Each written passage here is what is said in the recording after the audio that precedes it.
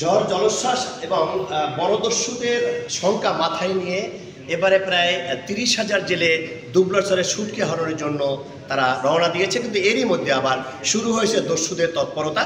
তবে অভিযান চালিয়ে কোস্টগার্ড নজরুল ইসলাম শেখ ওরফে রাঙা বাহিনীর প্রধান রাঙাকে গ্রেপ্তার করতে সক্ষম হয়েছে। উদ্ধার করা হয়েছে আগ্নেয় অস্ত্র। আপনাকে দেখাতে পাচ্ছি যে এই যে নজরুল ইসলাম শেখ ওরফে রাঙা, ইনি দীর্ঘদিন সুন্দরবনে বিভিন্ন জেলেদের মুক্তিপণের দাবিতে কিন্তু তারা জিম্মি করেছিল এবং বিভিন্ন লোকের কাছ থেকে আদায় করা হয়েছে মুক্তিপণ। জেলেরা যদি মুক্তিপণ হয়তো তাদের উপরে অমানুষিক নির্যাতন, মারধর, লুটপাট, বিভিন্ন রকম অত্যাচার করত এই দস্যু বাহিনী।